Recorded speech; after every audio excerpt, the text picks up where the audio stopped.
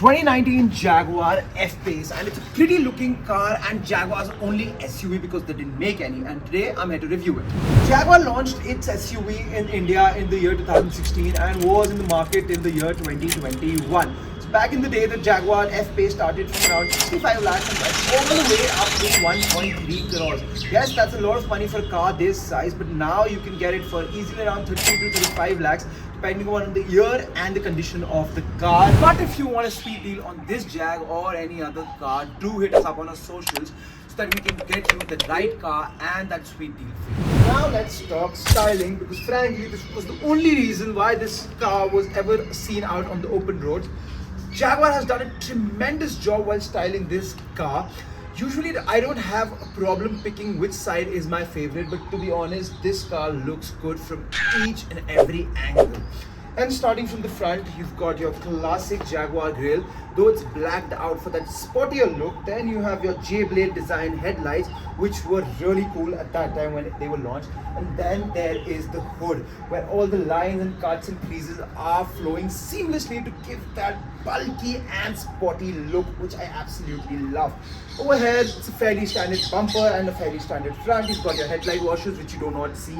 Nowadays, you have some vents which are real, thank you for that.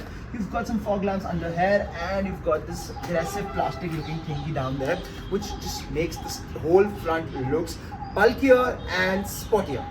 From the side, you're instantly greeted by these 19-inch alloy wheels. But if you're not satisfied with 19 inches and want to go for the 20-inch, you obviously have the 3.0 F-pace R-Type, which have better looking alloy wheels. But in my opinion, these look just fine.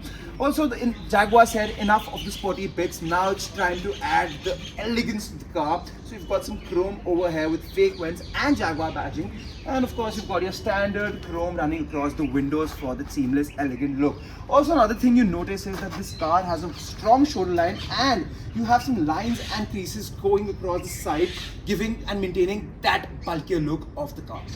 And from the rear, again, the story continues as Jaguar maintains that sleeky yet bulky look through the strong shoulder lines and the widened body panels. But overall, the center of attraction are these lights. Jaguar has done a tremendous job with the lights at the front and at the back to really suit the character of the car. But other than that, it's fairly standard Jaguar rear. You've got some badging over here and some badging over there on the tailgate. And thank God you do not have any fake exhaust over here. As you can see, these are completely real. But as I'm standing at the back, might as well listen.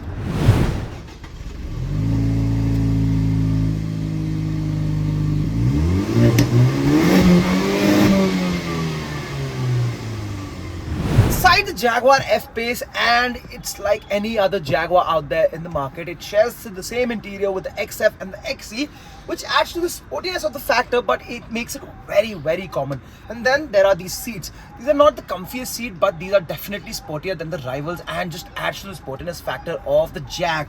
But overall, speaking about the interior, the build quality is sturdy. There is leather and soft materials all around you, like here on the dash. It's leather wrapped with dual stitching going all along.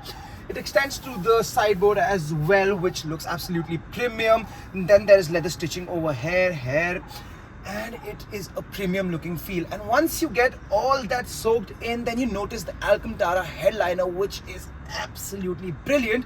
Over here you've got some storage space for your sunglasses and a mirror. That's very standard and common in cars like these. Now onto the practicality. Front openings are nice and big and can hold up to 2 bottles of practicality. The story continues at the rear, as well as the door bin can accommodate 1 bottle of practicality. Glove box isn't that big but can accommodate a bottle of practicality. You've got some storage space behind the seats in form of net, which can accommodate 2 or 3 bottles of practicality. Center armrest space isn't that big and deep, so it doesn't fit the bottle of practicality, but that's where it doesn't go. It goes overhead and it fits perfectly. Cup holders aren't that deep but have rubbery padding to keep your drink sturdy. Jaguar has given you a secret space to keep something small under the center console. If the cup holders are filled and you want to keep your mobile phone, they've given you a special rubber pad over here to keep your phone in. And now to the last bit of the practicality, which is the boot space of this car, which is 615 liters, and as you can see, it's a pretty wide opening, so getting in and out stuff is easier. Also, the load lift is completely flat, so getting out the heavier item is also easy. Over here you have a spare wheel with some kit over here. And over here you've got some tethering points to tie down your stuff and some hooks to hang your stuff. Getting in the back seat of the Jaguar, and as you can see, you've got a nice big wide opening so that you can get comfortably inside. Also, the seats are positioned in such a way that you do not have to bend or drop down too low, which makes it an ideal entry point. But overall, speaking about the interior, again, the nice materials continues at the back as well. The seats aren't that comfy, it's just too fluffy and padded, which just makes you feel a little more upright. But over here you can see I've got enough knee room. I'm 6'3". I was sitting and driving. This is my driving position and I can fit behind me, so that's a good point.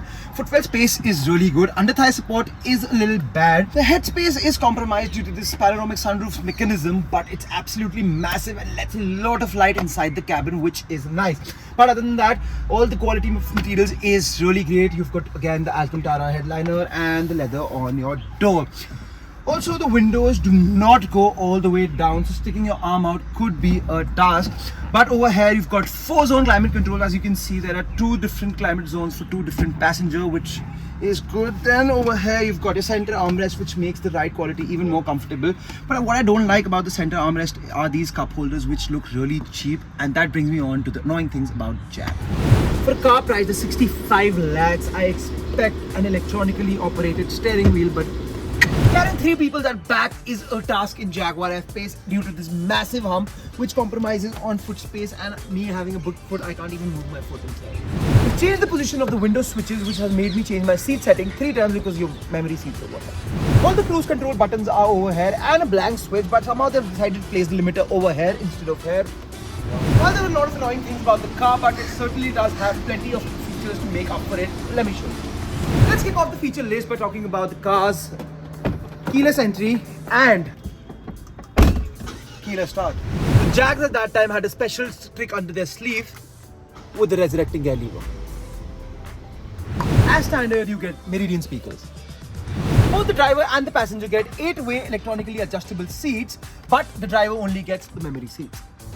Car gets aluminium brake pedal and gas pedal with Jaguar logo spelled over it. Also, this car has a massive panoramic sunroof. The rear seat backrest can be reclined electronically using these buttons.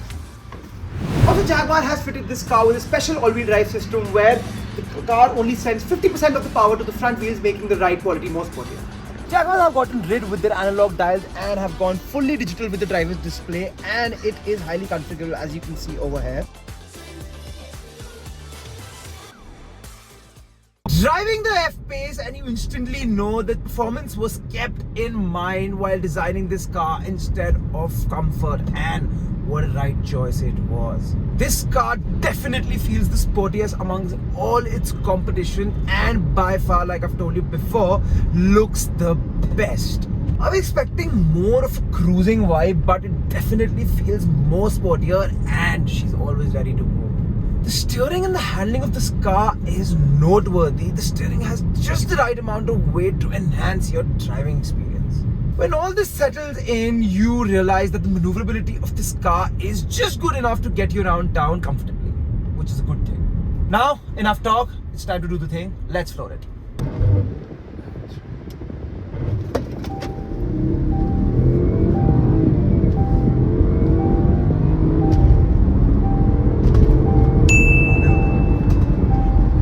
Final verdict about the Jaguar F-pace. Well, you should definitely consider this car because it's a fun SUV to own. It's definitely peppy and looks good from the outside and from the inside. Do drop us a like and subscribe. See you guys in the next video.